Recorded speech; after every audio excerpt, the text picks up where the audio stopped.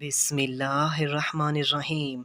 Ladies and gentleman, अस्सलाम वालेकुम वरहमतुल्लाहि वबरकातुहू।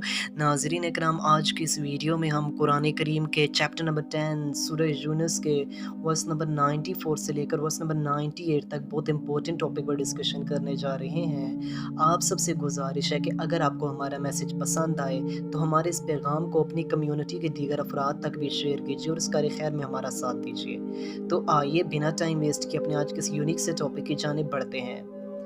लेडीज़ एंड जेंटलमैन, जब हम इन वर्सेस को रिसाइट करते हैं, इनकी कमेंट्री की तरफ जाते हैं, तो हम सब जानते हैं कि इन आयात में इस हवाले से डिस्कशन की गई है कि जब कुरान करीम नाजिल हुआ था, अल्लाह ताला की लास्ट बुक कुरान करीम जब नाजिल हुआ, अब जो इसमें मोस्ट ऑफ द वर्सेस थी और बिलखसूस जो प्रॉफिट मोहम्मद अलैहिस्सलाम की प्रोफेसी के हवाले से वर्सेस थी।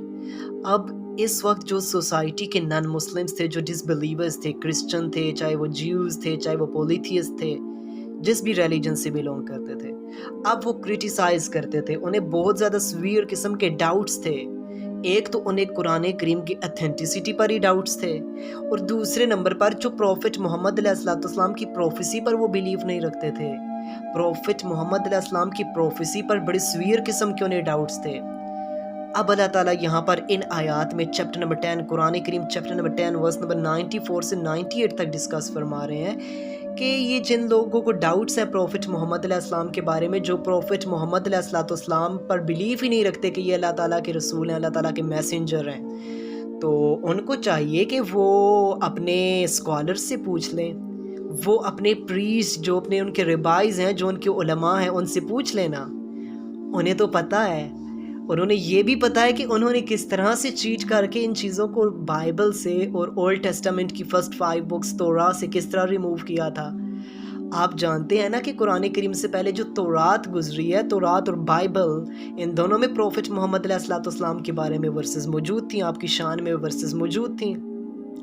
अब हम इससे पहले भी कई बार बात कर चुके हैं, जो उस वक्त ज्यूइश रेबाइज थे और दूसरी जानिब जो क्रिश्चियन प्रीस्ट थे, अब वो वेट करते थे प्रॉफिट मोहम्मद अलैहिस्सलाम के आने का, बड़ी बेसब्री से इंतज़ार करते थे, उनके वेलकम की तैयारियां करते थे।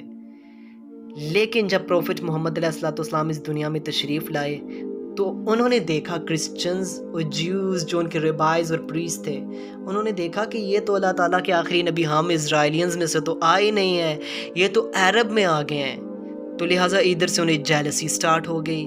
अब उन्होंने देखा कि ये कल को प्रोफेसी का ऐलान कर देंगे, नबूवत का ऐलान कर देंगे, सारी दुनिया इन पर जान निछावर करने लग जाएगी। तो लिहाजा उन्होंने सोचा कि हमारे अकाउंट्स का, हमारे बैंक बैलेंसेस का, हमारी लीडरशिप्स का, हमारी चौधराटों का क्या बनेगा। वो सोचने लगे हमारे ऊपर कौन जान निछावर करेगा।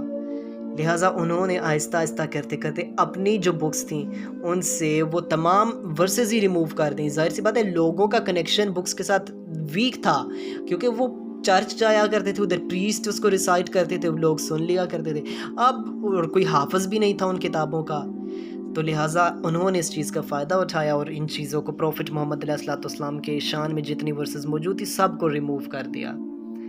अल्लाह ताला फरमा रहे हैं कि इनसे पूछ लो, तुम्हें डाउट्स है ना, अपने स्कॉलर से पूछ लो, अपने प्रीस्ट, अपने रिबाइस से पूछो ना प्रॉफिट मोहम्मद अलैहिस्सलाम के बारे में। इसके बाद अल्लाह ताला फरमा रहे हैं कि अगर ये प्रॉफिट मोहम्मद अलैहिस्सलाम पर और कुरान की ऑथेंटिसिटी पर बिलीफ नहीं रखते, अगर ये कुरान की आयत का ये इनकार कर देते हैं, तो लिहाजा फिर वो दिन आएगा क़यामत का दिन, जब ये मेरे सामने पेश होंगे, मैं इन्हें उस आग में डाल दूंगा, फिर इनके पास कोई उस वक्त छुटकारे की कोई चीज़ नहीं होगी, कोई चीज़ इन्हें निजात नहीं दे सकेगी। हमेशा के लिए ये अजाब सहेंगे, हमेशा के लिए ज़िल्लत और रुसवाई इनका मुकद्दर बन जाएगी। हाँ, अगर ये इससे पहले पहले तौबा कर लेते हैं अपनी ज़िंदगी में, तो वेल एंड गुड, मैं इन्हें माफ़ कर दूंगा। जब ये प्रॉफिट मोहम्मद अलैहिस्सलाम पर ईमान ले आए, कुरान करीम पर ईमान ले आए, मैं इनके पिछले गुनाह भी माफ़ कर दूंगा। एज़ यू नाउ दैट, आगे इसी से फ़ौरन आगे अल्लाह ताला ने प्रॉफिट यूनुस अलैहिस्सलाम की एग्ज़ाम्पल देकर इस चीज़ को क्लियर भी किया है। अल्लाह ताला फरमा रहे हैं कि जब आपको पता है ना, प्रॉफिट यूनुस अलैहिस्सलाम जब अपनी एक नेशन की तरफ आए, अपनी कौम की तरफ आए, आइडल वर्शिपिंग में मुलविस थी उनकी कौम, बुराइयाँ उस इवल्स उस सोसाइटी में आम थे, गुनाह बहुत आम थे, बुराइयाँ बहुत आम थी। तो लिहाजा प्रॉफिट यूनुस अलैहिस्सलाम उनको गाइड करते, प्रीच करते, बहरहाल वो ना समझते।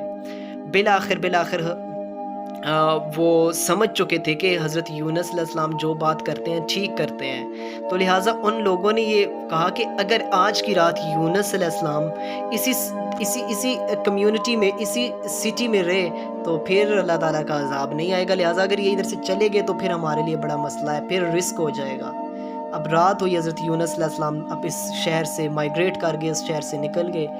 अब जब सुबह हुई तो बड़े स्याह किस्म का काला बादल आया और बड़े हैबतनाक किस्म की उस क्लाउड की एक अपीयरेंस थी और साथ ही साथ आसमान पर धुआं छाने लगा।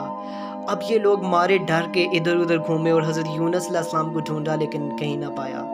अब ये अपने बीवी, बच्चों, एनिमल्स को लेकर सारे अपनी सिटी छोड़कर दूर जंगल में चले गए। उधर जाकर अल्लाह ताला से तौबा की, इस्तग़फ़ार की, माफ़ी माँगी और अल्लाह ताला ने इन्हें माफ़ कर दिया। क्यों? क्योंकि उस वक़्त अज़ाब आया नहीं था, अज़ाब के जो सिम्पटम्स आए थे, अल्लाह ताला ने उन्हें भी माफ़ कर दिया।